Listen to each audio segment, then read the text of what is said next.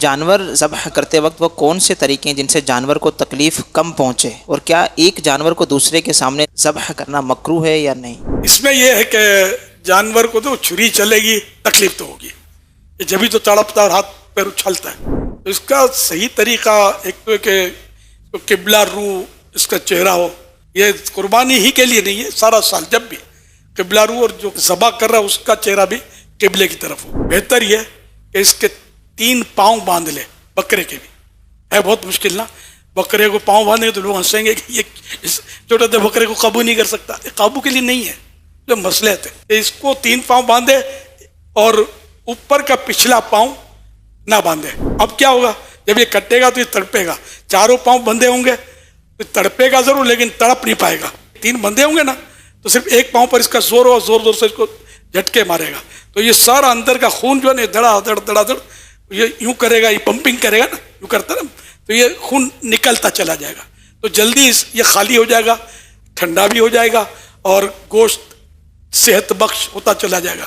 ورنہ یہ خون اندر یہ جو جھٹکے اور یہ پٹکے اور یہ جو کرتے ہیں نا غیر مسلم لوگ، تو یہ ان کے لیے یہ جو سمجھتے ہیں وہ سمجھتے ہوتے ہیں. یہ اندر خون رہ جاتا ہے جو صحت کے لیے نقصان ہے. اسلام کا طریقہ درست ہے، یہ کاٹ کر اس کا خون نکال دیتے ہیں تاکہ صحت کے لیے بھی گوشت جو نفع بخش ہو، فائدہ دینے والا ہو. ایک تو یہ اگر ہو سکے ایک ٹانگ اس کی پچھلی نہ باندھی جائے، چاہے چھوٹا جانور ہو چاہے بڑا جانور ہو. لیکن بڑا جانور، بہت بڑے جانور قابو نہیں آتے، یہ تو میں سمجھتا ہوں کہ ایک ٹانگ نہیں باندھو. بعض ماہر ہوتے ہیں جو پورے جانور کو قابو کر لیتے ہیں بغیر باندھے. لیکن جیسا جانور، بعض اوقات بہت بڑا جانور ہوتا ہے کہ 10 آدمی کے بھی کنٹرول میں نہیں آتا. دوسرا یہ کہ چھری تیز ہو، اس کے سامنے چھری تیز نہ کرے. سرکار نامدار صلی اللہ علیہ وسلم ایک آدمی کے قریب سے گزرے، وہ بکری کی گردن پر پاؤں رکھ کر چھری تیز کر رہا تھا اور بکری اس کی طرف دیکھ رہی تھی. آپ صلی اللہ علیہ وسلم نے اس سے ارشاد فرمایا، کیا تم پہلے ایسا نہیں کر سکتے تھے؟ پہلے چھری تیز کر لیتے. کیا تم اسے کئی موتیں مارنا چاہتے ہو؟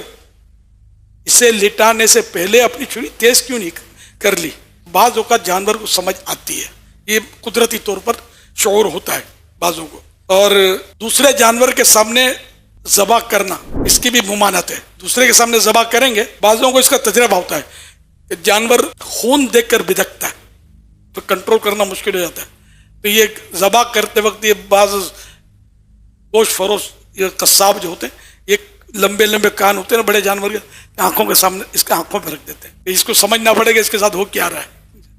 تو یہ ٹیکنیک ہے ان کی. تو یہ منع ہے اسے کہ ایک جانور کے سامنے دوسرے جانور کو ذبح کرنا یہ مکروہ ہے، ناپسندیدہ ہے، بچنا چاہیے اس سے. اچھا، اب اس میں بس سمجھدار آدمی چاہیے. جو سمجھدار ہوگا وہ بکرے کی گردن کے پاس پاؤں رکھے گا.